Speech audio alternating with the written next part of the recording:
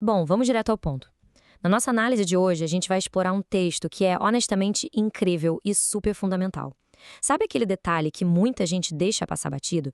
É um paradoxo central na história da encarnação. O fato de que a glória divina máxima, a maior promessa de todas, escolheu se revelar escondida numa simplicidade humana extrema. É quase inacreditável, porque vira de cabeça para baixo tudo o que a gente acharia lógico. Então, a grande questão que fica é essa: como é que a glória divina máxima poderia estar escondida em uma pobreza absoluta? Pensa bem, historicamente, quando a humanidade imaginava a chegada de um Messias, o que vinha à mente? Grandiosidade, poder militar, muita riqueza, um rei com toda aquela pompa tradicional, não é verdade? Mas a realidade bíblica que o relato de Lucas traz para a gente é um contraste gigantesco. É uma história que foi construída, do primeiro ao último capítulo, no alicerce puro da humildade. E para desvendar todo esse mistério, o nosso roteiro vai passar por 5 pontos bem diretos. 1. O mistério na simplicidade. 2. A devoção e a pobreza. 3. A adoração dos fiéis. 4. O anonimato de Nazaré. E, por fim, recalibrando os olhos espirituais. Começando então pelo ponto 1, o mistério na simplicidade. A vinda do Salvador aconteceu no cenário que não poderia ser mais humilde. A gente está falando de um estábulo, numa vila minúscula chamada Belém, com pastores de ovelhas sendo as primeiras testemunhas. Esse menino foi entregue a pais que não tinham recurso financeiro nenhum, zero. Mas o mais fascinante é que, mesmo com essa falta absoluta de recursos materiais, a glória do Messias não passou em branco.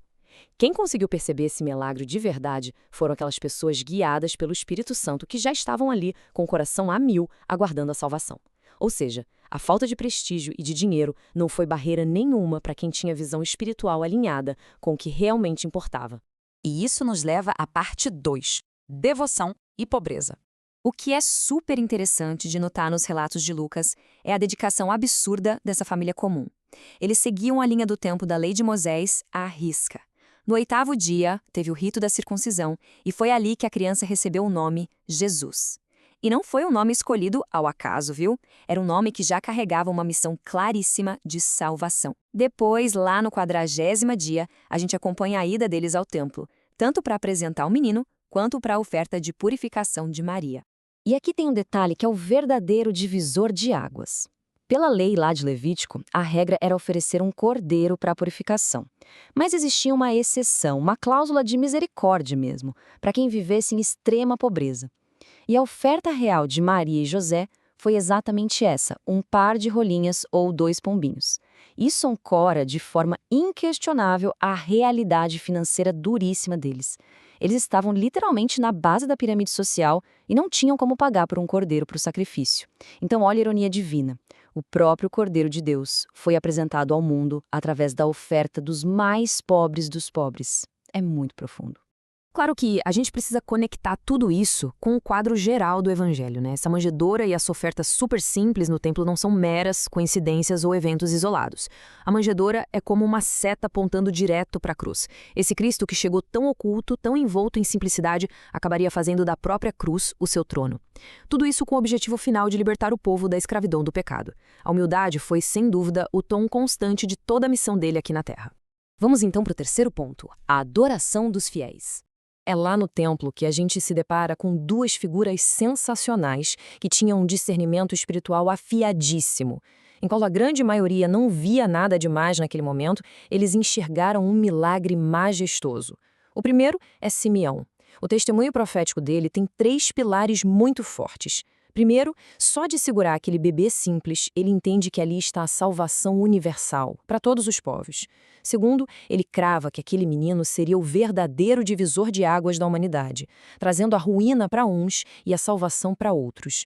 E terceiro, ele já antecipa o sofrimento pesado que viria, avisando que a própria Maria teria a alma transpassada de dor ao ver o sofrimento do filho. Logo em seguida, o foco muda para a profetisa Ana. Essa mulher simplesmente não saía do templo. A vida dela era adoração dia e noite. E toda essa perseverança incansável culminou num momento de alegria explosiva, onde ela proclama aos 4 ventos que a esperança de redenção tinha finalmente chegado a Jerusalém. Para quem mantinha acesa a chama da promessa no coração, aquilo foi um momento de graça indescritível. A maior esperança de uma nação inteira se tornou real bem ali, na fragilidade de uma criança. Mas tudo isso deixa uma pergunta prática no ar. Será que a gente tem vivido com essa mesma expectativa hoje em dia? O Evangelho não é só um relato histórico antigo, ele é vida em movimento.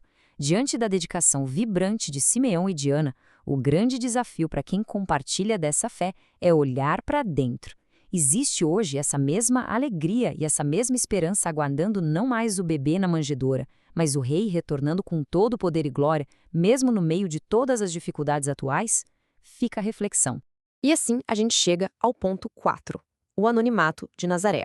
Depois de cumprirem os rituais no grandioso templo, a família volta para a quietude do cotidiano. E aqui entra um conceito formidável, a geografia da humildade. Aquele menino não cresceu nos grandes centros de influência, longe de todo o poder político ou da elite religiosa.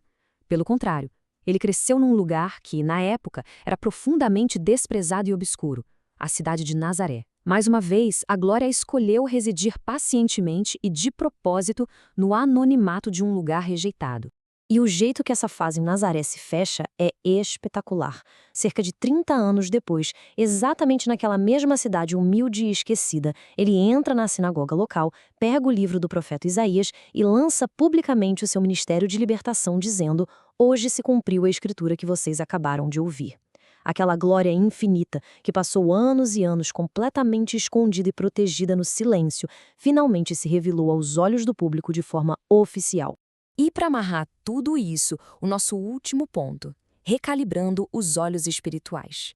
Olhando para toda essa progressão majestosa, a gente é praticamente obrigado a recalibrar nossa visão, não acha? É um convite para reavaliar como Deus escolhe agir na história em comparação com as nossas próprias expectativas. Se a gente recapitular a trajetória constante de Jesus, é tipo um quebra-cabeça que se encaixa perfeitamente. A gente começa na precariedade total da manjedoura, passa pela pobreza extrema da oferta de 2 pombinhos, avança por longos anos de puro anonimato em Nazaré, até chegar ao sacrifício na cruz. Esse mistério na simplicidade prova, etapa por etapa, que manifestar o verdadeiro poder salvador significou sempre abrir mão de qualquer ostentação ou daquele aplauso fácil mundano. Para encerrar nossa análise, fica um questionamento muito provocativo para todos nós. Que tipo de Messias as pessoas estão procurando por aí? Hoje em dia, a gente vê um anseio constante por salvadores que confirmem as nossas vontades de fama, de status, de riqueza e conforto. Mas a mensagem central dessa passagem bíblica é um convite direto para abandonar essas ilusões passageiras e aprender a buscar o Cristo genuíno, aquele que, com poder infinito, teve a grandeza de se esconder graciosamente na simplicidade mais pura possível. Que haja sempre a sensibilidade para reconhecer e acolher isso. Muito obrigado por acompanhar mais esta reflexão com a gente e até a próxima!